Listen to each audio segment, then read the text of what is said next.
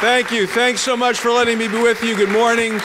Welcome to all of you. It's great to be here with folks from Wyoming with Bill, but it's really a pleasure to come back. I noticed they rearranged the room, so for the latecomers, they come in and we'll just bring them right up here on the stage and give them a seat. But I really do appreciate the leadership from Wyoming, well, for all of you, but certainly from Wyoming with Bill Panos as well as John Davis for the excellent work they do at Wyoming.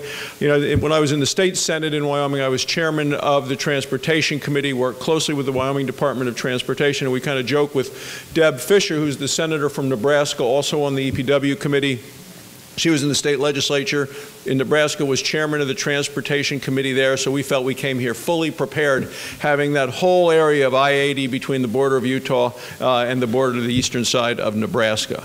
You know, last year Bill testified twice to the Senate EPW Committee. We had him back there twice on ways to modernize the American infrastructure and transportation system, how streamlining projects are going to speed up project delivery, because no matter where you are in the United States, you know how difficult it is often to get the permits, to get the process through. So what Bill has been able to share with the committee, there's a guy from Wyoming with a committee from people from all around the country, I think it's been certainly enormously helpful to realize that one size doesn't fit all. So no matter where you're from around the country, you have special needs, special desires, things that we need to do to help make it easier for you to get projects done, and the needs are different in different places.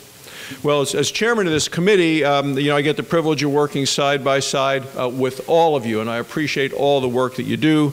The committee has jurisdiction over America's most important infrastructure, including the highways, roads, bridges, dams, water systems, the ports, all of it.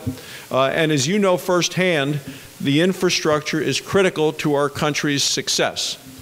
So you come to Washington at a very exciting time. The momentum to pass significant infrastructure legislation is building. You're going to hear from the ranking member, Senator Carper. He and I work very closely together.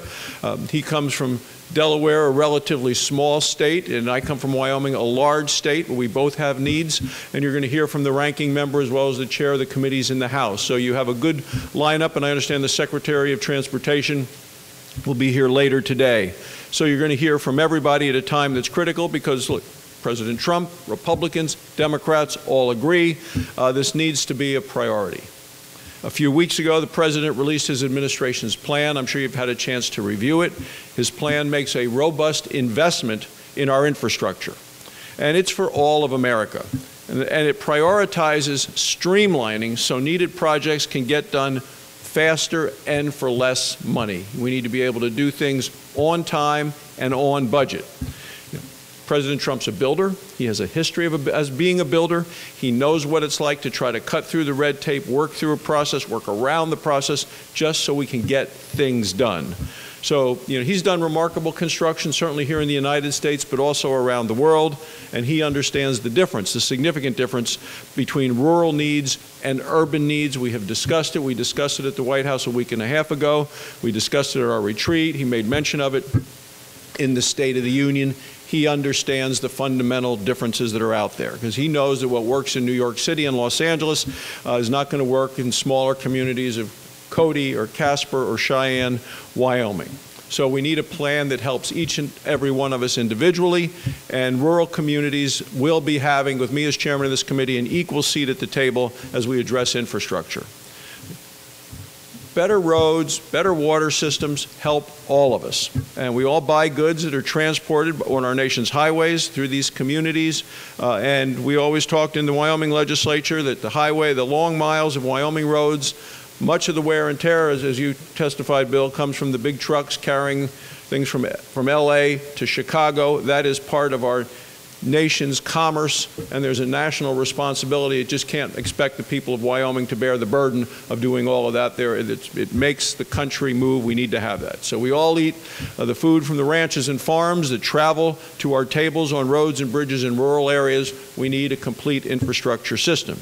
So the President's plan sets aside a full 1/4 of the federal money for rural states, which I think is very important. He made mention of that in the State of the Union, and he's sticking by it. is making sure that rural communities like those in Wyoming are included is a priority of mine, and I'm glad that the President agrees.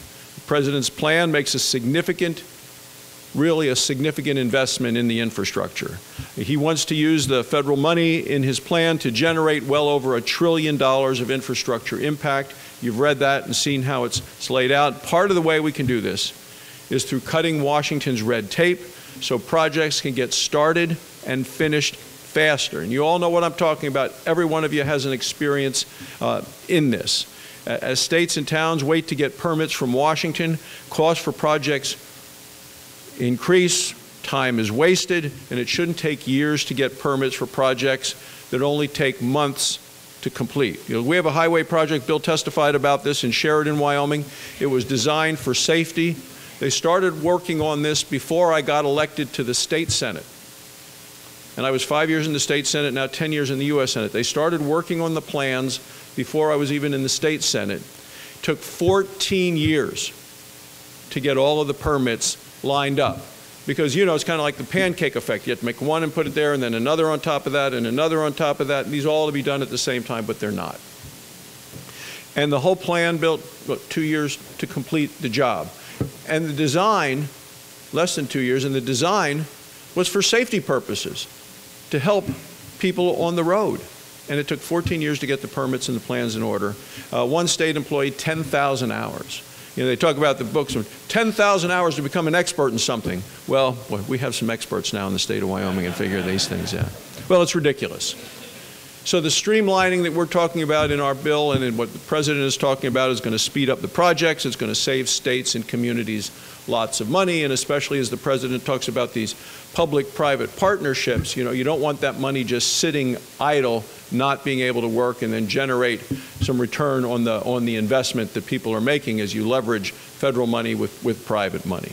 So this is the best way, I think, to get the bang for the buck, is streamlining the process, get it better, and you know, there are some ways that we can leverage the money. There's the TIFIA program, which you're familiar with, the Transportation Infrastructure Finance and Innovation Act, where it was from 1998. It yields about a 40-to-1 rate in terms of the investment and the money put up and then the investment availability to that. So a single taxpayer dollar produces the equivalent of $40 of investment in our roads. But programs like TIFIA, we have another one for water, WIFIA, similar leveraging programs can help meet the funding goals. We're all going to make sure these programs work for rural areas. The people in this room, many of you have told me how important the Highway Trust Fund is. The fund allows priorities for local projects. The Highway Trust Fund has a proven track record of working for rural and urban areas and distributing funds effectively to each. Using existing and proven programs such as the Highway Trust Fund, it gets the needed infrastructure money to the states, and this to me simply makes sense. So tomorrow my committee is having our hearing, holding a hearing on the President's infrastructure plan. We have held about a dozen hearings already on infrastructure, but this is the one that really kicks off the President's plan following the State of the Union. Testifying tomorrow will be Secretary of Transportation Elaine Chao, and then R.D. James, who's the Assistant Secretary of the Army for Civil Works. It will be an opportunity for senators to ask questions about the President's plan, to hear more about the specific details, and I would hope all of you would join us tomorrow morning. It's going to be in the Environment and Public Works Committee room in the 4th floor of the Dirksen building. Many of you have been there for hearings in the past. I'd invite you all to join us tomorrow morning. I think it's going to be an important step as we continue this process. Infrastructure is not a Democrat issue. It's not a Republican issue. It's an American issue. We all benefit from this. You represent different states, those with Republican governors, those with Democrat governors. We all need to make sure this works. The history of the EPW Committee is that we fight a lot on certain things and we agree a lot on other things, and in terms of the public works component of this, there is great agreement that this needs to be done. I met with every member of the committee. They all have specific needs in their own home states. They all understand what's out there and what needs to be done. This needs to be bipartisan.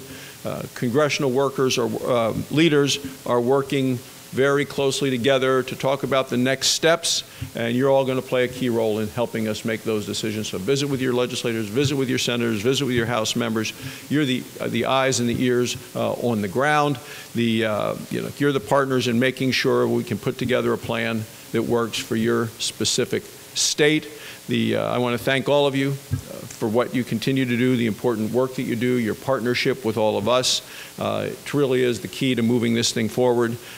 Together, I believe that we can work to improve the nation's infrastructure and to do it in a way that works for all Americans and specifically works in your states, in your communities. So I just want to thank you for allowing me to be here. Thanks for your continued leadership. Bill, specifically thank you for your leadership and for coming to testify time and time again and pointing out that one size doesn't fit all, and we need to take into the consideration the needs of all of the country, because all of the country benefits when we do significant infrastructure repair, replacement, and do it on time, do it on budget, so we can build things faster, better, cheaper, smarter, and do it for a better America. Thanks so much for letting me join you today.